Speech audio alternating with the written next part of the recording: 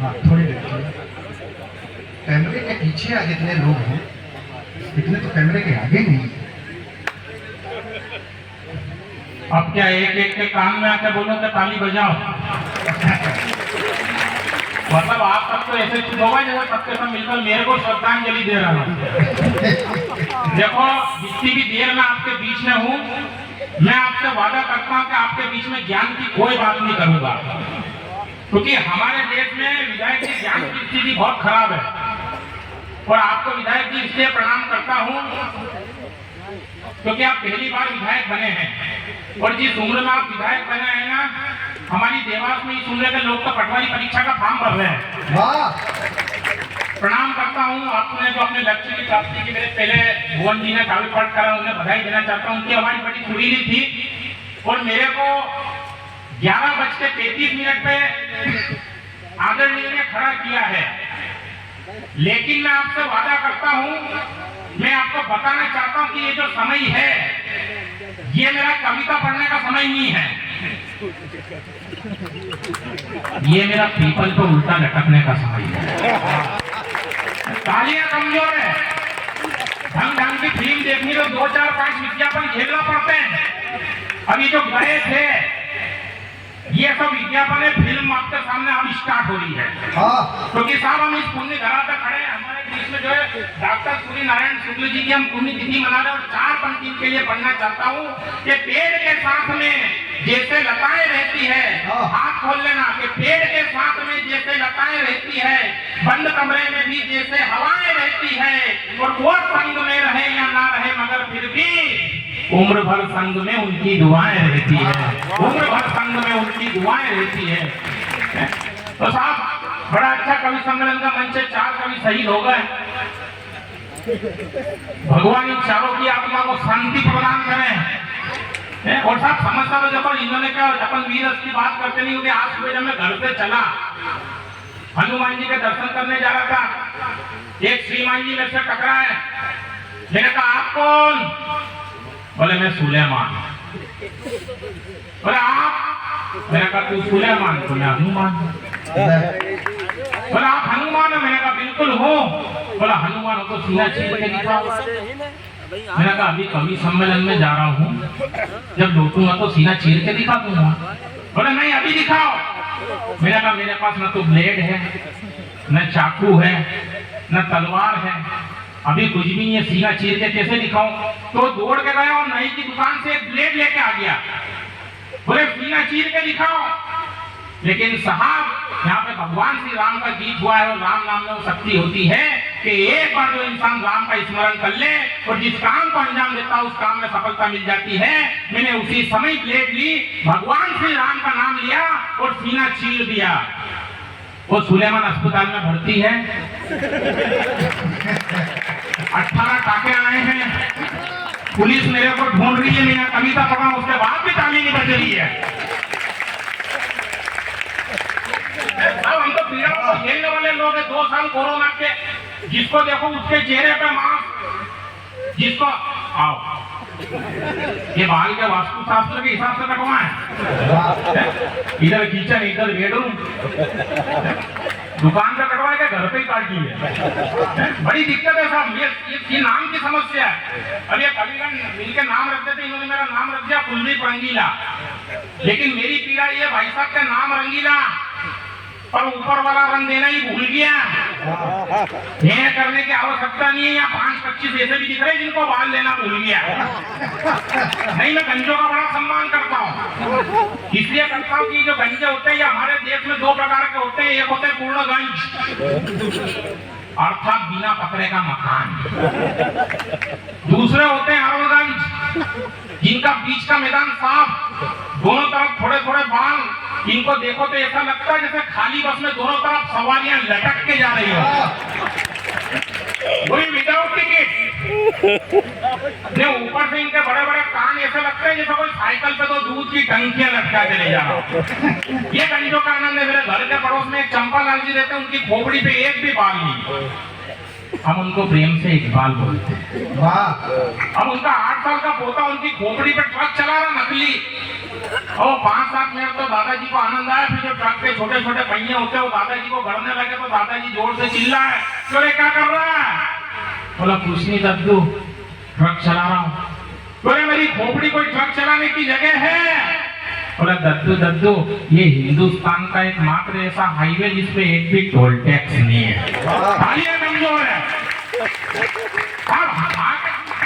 जीने वाले लोग सच बताओ, आपने जितने कहा कि इन गंजों के लिए लगाए हैं, एक बड़ी टिप्पणी इस मंच में कर देना चाहता हूँ कि मैंने पूरे देश की यात्रा की।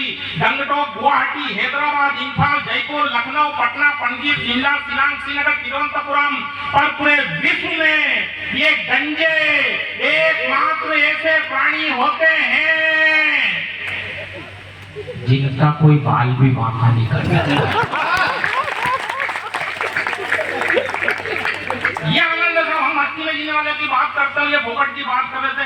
हमारे अपना भाई आया था कक्षा, बोले ऐसा है ना वैसा है ना। बोले 2 कौड़ी के लोग जेएनयू से बाहर आ जाते हैं, बोलते हैं कि भारत मेरे टुकड़े होंगे, इंशाअल्लाह इंशाअल्लाह। कितने अफजल मारोगे अगर घर से अफजल गुजरेगा। अब ये वीर के कवि इनने इनके तरीके से बात की, सारे वीर के कवि शुरू हो गए कि उधर घर घर से अफजल निकलेगा तो इधर घर घर से महाराणा प्रताप निकलेंगे। वाह। अब मेरा ये मानना नहीं, अभी मत बजाओ, ये काम बजानी आपका विवेक बताएगा। देखो क्या है, अपने को इतने छोटे से काम के लिए महाराणा प्रताप को खर्च करने की आवश्यकता नहीं है। क्यों नहीं है? सबसे पहले तो अपन ये देखो कि अफजल रहता कहाँ है, अपन उसके घर की बिल्डिंग करो, और जैसे अफजल मिले और अफजल घर के बाहर निकले, अपने को उसको नहीं मानना। अपन क्या करो, अपन उसके घर में घुस जाओ और अंदर से लगा लो साकल। अब अफजल कहाँ है? अफजल बाहर, अपन कहाँ है? अब अफजल के घर से जो निकलेगा वो अफजल थोड़ी होगा, गंगाराम होगा, सीताराम होगा, राधेश्याम होगा, काहे का अफजल होगा। सब हम हमारी समस्या का अपने तरीके से निकालते थे। हाथ से कवि, मैं तो रिसर्च का कवि हूँ। आपने 4 कविताएं बुलाई है, और आजकल कवि सम्मेलन का ये कल्चर हो गया कि मंच पे 2 कविताएं होती विधायक जी। तो मेरे पास देखो ना तो MBA की डिग्री है ना BBA की डिग्री है, लेकिन मैं छोटे मोटे रिसर्च करता रहता हूँ। मैंने ये रिसर्च किया कि कवि सम्मेलन के मंचों पे 2 कविताएं क्यों होती है। देखो 2 कवित्री होती है जब हम, हमारे यहाँ किसी का मृत्यु भोज होता है, शादी होती है, तो हम किसी हलवाई को ठेका देते हैं रसोई बनाने का। तो आप देखना वो हमेशा अपने साथ 2 बाई लेके आता है। एक तो खूबसूरत रहेगी बहुत, और एक थोड़ी सी कम खूबसूरत रहेगी। अब जो कम खूबसूरत है वो सारे काम कर लेगी, वो पूरी भी बना देगी, गुलाब जामुन भी बना लेगी, सब कर लेगी। लेकिन जो खूबसूरत है उसका एक ही काम, वो इतना सारा लहसुन का ढेर लगाएगी और लहसुन छिलेगी। आप 2 बजे जाओ तो भी लहसुन छिलेगी, 3 बजे जाओ तो भी लहसुन छिलेगी, 8 बजे जाओ तो भी लहसुन छिलेगी। तो मैंने रिसर्च किया कि हलवाई उसको बुला के 500 रुपए किस बात पे देता है। वो 500 रुपए इस बात पे देता है कि उस भाई को बुलाने से बार बार फूफा जी और मौसा जी आके पूछते हैं कि चाय वाय लगे तो बता देना, बाकी कोई खास बात नहीं। तालियां कमजोर आपकी।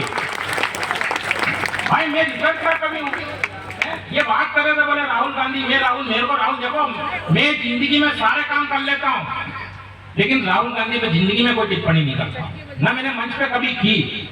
क्योंकि मेरे पिताजी ने मुझसे कहा है, बेटा दुनिया में कभी किसी कमजोर आदमी का मजाक मत उड़ाना। और मैं इनसे भी बोलता हूँ, मैंने कहा आप भी मत करा करो। बोले क्यों? मैंने कहा मत करा करो। बोले बोलते कि उल्टे सीधे स्टेटमेंट देता। मैंने कहा क्या स्टेटमेंट दिया? बोले उनने स्टेटमेंट दिया कि ऐसी मशीन बनाऊंगा, इधर से आलू डालो, उधर से सोना निकालो। मैंने गलत बात नहीं है, वो बना सकता है, इस बात को खुली रंगीला प्रमाणित करेगा। वो बना सकता। बोले कैसे बना सकता? मैंने कहा इसलिए बना सकता कि वो उसका अनुवंशिक गुण है, क्योंकि उसके पूर्वजों ने भी ऐसी मशीन बनाई थी कि इधर से खान डाला और उधर से गांधी निकाला। तालियां उससे कमजोर है। अभी कुलदीप रंगीला को आपने चिंता नहीं किया, निवेदन कर देना चाहता हूँ, सब हम पीड़ाओं को भोगने वाले लोग। आइए साहब, बीच बीच में जब ऐसा होता है तो हम चिंतित हो जाते हैं, तो दहशत तो नहीं बरकरार है। यार कोई बात नहीं, अपने को सारे जंतर मंतर आते हैं। मैं निवेदन कर देना चाहता हूँ साहब, क्योंकि हम तो क्या अभी पिछले दिनों बीजलपुर में कवि सम्मेलन का धीरे धीरे हास्य से जुड़ने का प्रयास करना। बीजलपुर में कवि सम्मेलन हमारा विनय आसू जी ने हमें आमंत्रित किया। आयोजक का नाम प्रेमनाथ तिवारी, और तिवारी जी ने कवि सम्मेलन सिर्फ इसलिए आयोजित किया क्योंकि उनके यहाँ पुत्र रत्न की प्राप्ति हुई। और तिवारी जी ने कवि सम्मेलन के पहले थोड़ी सी लगा ली और मंच पे आकर के घोषणा कर दी कि कवियों को पेमेंट जब ही मिलेगा जब वो मेरे पुत्र पे 4-4 पंक्ति सुनाएंगे। तो सारे कवि टेंशन में, पेमेंट खतरे में फंसा। अब पेमेंट चाहिए तो देश की बात छोड़ो, धर्म की बात छोड़ो, ने वो तिवारी जी के पुत्र पे कविता पढ़ो। तो साहब 8 कवियों के बाद में मेरा नंबर आया। मैंने कहा तिवारी जी, आपका पुत्र डॉक्टर बने या ना बने, इंजीनियर बने या ना बने, परंतु मैं स्टाम्प पेपर पे लिख के दे सकता हूँ कि आपका पुत्र क्या बनेगा, और उसको बनने से भगवान भी नहीं रोक सकता। तो वो तिवारी जी टेंशन मांगा है। तो 4 पंक्ति तिवारी जी को सौंपी। जुड़ जाना। छंद करता हूं, आपके दादा बैठे हैं, भीष्म पितामह हमारे। एक घर पे तिवारी जी के पुत्र ने जन्म लिया, एक मित्र बोला कवि भारी बन जाएगा, एक बोला डॉक्टर, एक बोला इंजीनियर, एक कहने लगा अधिकारी बन जाएगा। तो मैं बोला न डॉक्टर और ना ही इंजीनियर, ना कवि भारी ना पटवारी बन पाएगा। अरे पापा जी तिवारी इसके, माता जी तिवारी इसकी, बड़ा होके यह भी तिवारी बन जाएगा। पापा जी तिवारी इसके। ये स्थितियां होती है साहब। कोरोना के 2 साल हमने गुजारे, पीड़ा हमने ऐसी होगी जिसको देखो उसके चेहरे पर मास्क, जिसको देखो उसके चेहरे पर मास्क। मैं तो टेंशन में था कि ऐसा नहीं हो कि आने वाली पीढ़ियां हमारी बाली और सुग्रीव के जैसी पैदा हो। और साहब कोरोना काल में जो सेवाएं हमारी 2 लोगों ने करी, एक तो डॉक्टर और एक पुलिस। मैं प्रणाम करता हूँ पुलिस वालों को भी, क्योंकि हम जब डॉक्टर के पास जाते थे तो डॉक्टर इंजेक्शन लगाने के पहले हमसे पूछ लिया करता था कि पहला डोज दाईं तरफ लगा या बाईं तरफ, लेकिन इन्होंने कभी नहीं पूछा। अभी भी टेटू लेके घूम रहा हूं मैं, सत्य बात बता रहा हूँ साहब। स्थितियां हो गई थी, लेकिन एक बड़ी टिप्पणी आपके बीच में कर देना चाहता हूँ। देश के बड़े कवि मंच पर बैठे हैं। आदमी की 3 मूलभूत आवश्यकताएं होती है, रोटी, कपड़ा और मकान। लेकिन कोरोना के इन 2 वर्षों ने हमें बता दिया कि आदमी रोटी के बिना रह सकता है, कपड़े के बिना रह सकता है, मकान के बिना रह सकता है मेरे दोस्त, मगर आदमी नहीं रह सकता है। तो आदमी आदमी के बिना नहीं रह सकता है। ये इन 2 वर्षों में हमने सीखा है। ये मुस्कुराहट देखने के लिए हम तरस गए थे कि एक मित्र के घर एक पुत्र ने जन्म लिया, नाम पूछा, मैं बोला नबीन रख दीजिए। साहब एक बड़ी बात मैं आपको बता देना चाहता हूँ। विधायक जी बैठे हैं, पार्टी के लोग बैठे हैं। कुलदीप रंगीला वो कवि है जिसकी कवि सम्मेलन की यात्रा को मात्र 15 वर्ष हुए हैं, लेकिन मैं अपने आपको सौभाग्यशाली समझता हूँ विधायक जी कि मैंने पहला मंच अगर पढ़ा था तो इसी मिट्टी में पढ़ा था, इसी अवध में पढ़ा था। आज हम कवि सम्मेलन में बड़े मंचों पर जाते हैं, हमें 50,000 1 लाख तक के लिफाफे मिलते हैं संस्कृति विभाग में, लेकिन उस कवि सम्मेलन में मुझे मात्र 1100 रुपये का लिफाफा मिला था। और उस लिफाफे की कीमत इन लिफाफों से बहुत बड़ी थी, क्योंकि वो मेरे जीवन का पहला लिफाफा था। और जिस वक्त वो लिफाफा मुझे प्राप्त हुआ, मैंने उसी समय संकल्प लिया, उसी समय कसम खाई कि कवि सम्मेलन से मुझे कितना भी धन प्राप्त हो, इतनी भी राशि प्राप्त हो, कवि सम्मेलन का पैसा मैं कभी स्वयं के लिए इस्तेमाल नहीं करूंगा, बल्कि कवि सम्मेलन के पैसों से मैं 2 गरीब बच्चों का पालन पोषण करूंगा। और आज भी कवि सम्मेलन के पैसों से मैं 2 गरीब बच्चों का पालन पोषण करता हूँ। हालांकि वो 2 बच्चे मेरे खुद के ही हैं।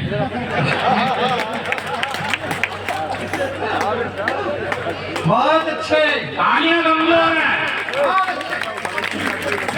मैं भी 10 मिनट में बैठ सकता हूँ, लेकिन साहब हम पीड़ाओं को झेलने वाले लोग हैं। कि एक मित्र के घर एक पुत्र ने जन्म लिया, नाम पूछा, मैं बोला नबीन रख दीजिए। 1 वर्ष बाद दूजे पुत्र ने जन्म लिया, नाम पूछा, मैं बोला प्रवीण रख दीजिए। तीजा पुत्र हुआ तो वो मुझसे झगड़ पड़े कि इसके नाम के पीछे भी बीन रख दीजिए। मैं बोला एक का ना बीन दूसरे का है प्रवीण, तीसरे का नाम सोयाबीन रख दीजिए, तीसरे का नाम सोयाबीन रख दीजिए। मोदी जी कहते हैं ना खाऊंगा ना खाने दूंगा, और आपके योगी जी कहते हैं ना पटाऊंगा ना पटाने दूंगा। यह अलग परेशानी, इनको मोहब्बत करना मध्य प्रदेश में है। और हालत ये साहब 4 पंक्ति योगी जी को सौंपता आनंद और मस्ती के मूड में रहना। आओ दादा आराम से, क्या वैक्सीन का तीसरा डोज नहीं लगा अपने को? दूसरा लग जाता तो तीसरे की जरूरत ही नहीं थी। आओ बैठो, ये वाइब्रेशन मोड में रहते हैं दादा, इनकी अलग परेशानी है। पता नहीं बैटरी खराब है कि चार्जर खराब है, कोई दिक्कत नहीं करता, चलता रहता है। कि प्रेम के परिंदे, आप सच बताऊं बड़ा अच्छा सुन रहे हैं आप, तालियां अपने आपकी कम है, लेकिन कवि सम्मेलन में महत्वपूर्ण नहीं होता कि कितने लोगों में कविता पढ़ी गई, महत्वपूर्ण ये होता है कि कैसे लोगों में कविता पढ़ी। बहुत अच्छे। मैं आपको प्रणाम करता हूँ, भले तालियां आपकी कम है, लेकिन जितने लोग यहाँ बैठे हैं सबके सब प्रेम है। और मैं अपने जीवन के सारे कवि सम्मेलन आप पे कुर्बान करता हूँ, क्योंकि देश का सबसे बड़ा कवि सम्मेलन होता है लाल किले की प्राचीर पर विधायक जी, उसका पूरा बजट होता है 65 लाख रुपए। देश का हर छोटे से छोटा कवि, बड़े से बड़ा कवि मन में स्वप्न देखता है कि एक बार उस लाल किले के कवि सम्मेलन में जाए और अपनी उपस्थिति दर्ज कराए। लेकिन साहब, आपका अपना ये बेटा कुलदीप रंगीला उस लाल किले के कवि सम्मेलन में 1 बार नहीं, 2 बार नहीं, बल्कि आप लोगों के आशीर्वाद से पूरे 3-3 बार गया कविताएं सुनने के लिए।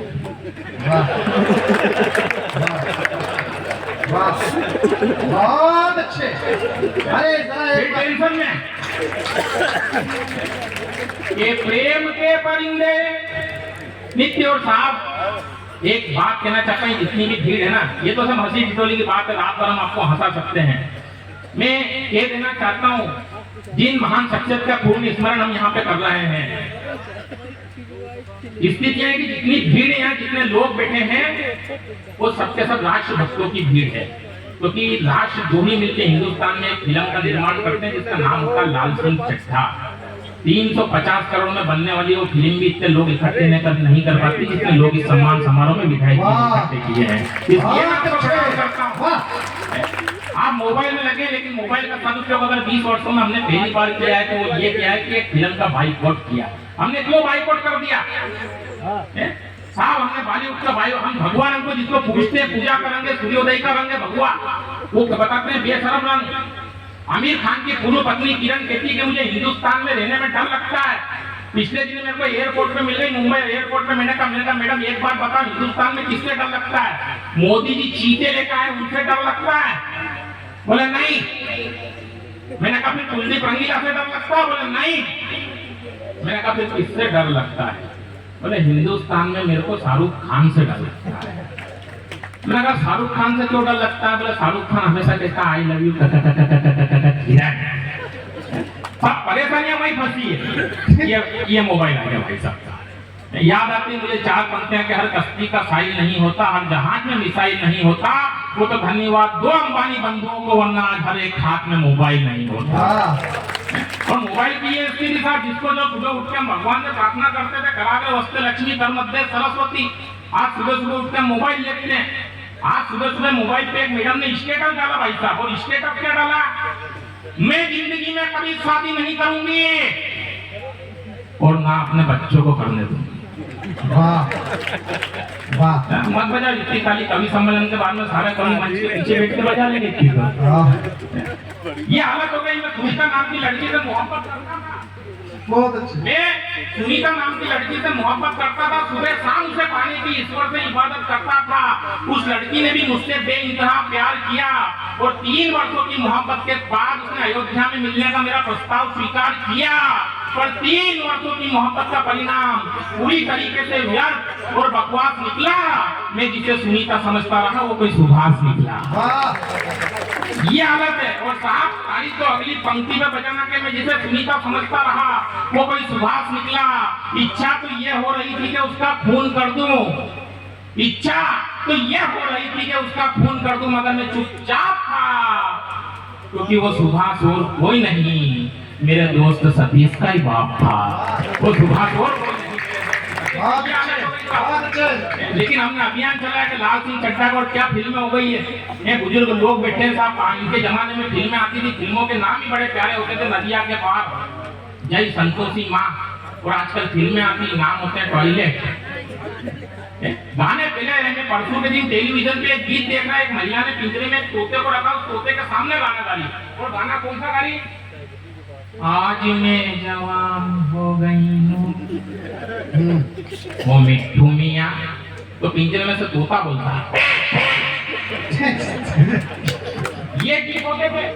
और आजकल के गीत, तेने मारे एंट्री यार, दिल में मची घंटी यार, टन टन टन टन, ऐसा लगता ही नहीं गीत बज रहा हो, ऐसा लगता है जैसे घर के बर्तन उठा के बाहर फेंके जा रहे हैं। पहले हम गीतों के माध्यम से बात कर लिया करते थे। मैं आज सुबह कवि सम्मेलन के लिए निकला, सुबह सुबह स्नान कर रहा, स्नान करते करते बाथरूम के अंदर साबुन रगड़ते रगड़ते मैंने एक गाना फंसाया, और बाहर मेरी पत्नी ने गाने में जवाब दे दिया, गाना मैंने फंसाया, पानी में जले रे मेरा पूरा।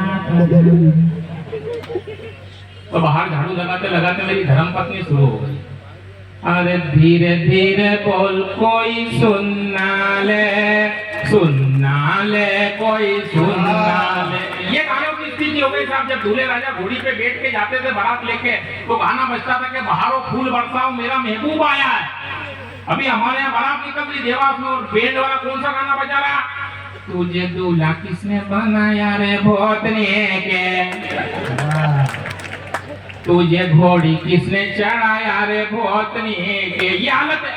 माता बहने बेटी, आप जानते हैं जब बेटी की विदाई होती तो उससे अच्छा लोकप्रिय गीत आज तक नहीं बना, और वो गीत था कि बाबुल की दुआएं लेती जा, या तुझको सुखी संसार मिले, मैके की कभी ना याद आए, ससुराल में ऐसा प्यार मिले।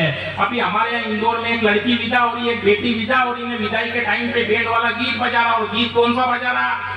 अरे देख देख देख तू यहाँ वहां न फेंक, फैलेगी बीमारी होगा सबका बुरा हाल। इधर दुल्हन विदा में, उधर गीत चालू, ये गाड़ी वाला आया घर से कचरा निकाल, गाड़ी वाला आया घर से कचरा निकाल, गाड़ी वाला। ये हालत हो गई है साहब। क्यों हमने बहिष्कार करा गीतों का? गीत इतने प्यारे हुआ करते थे, हम बात कर लिया करते थे गीतों, और आजकल का तो ये ऐसे गीत कि हम धूम के पीछे पागल। सच बताऊं, एक गीत में आपके बीच में रखना, अगर उसका अर्थ आपने तो कोई भी बता देगा, तो आज का कवि सम्मेलन का लिफाफा उसको दिया। और गीत कौन सा? पायर टूटा तिरवाड़ा जाके सीटी बोले बोले चांद, पायर टूटा तिरवाड़ा जाके सीटी बोले बोले चंद, दिए बदन तक सुमन सुमन तुमरा बादाम बादाम।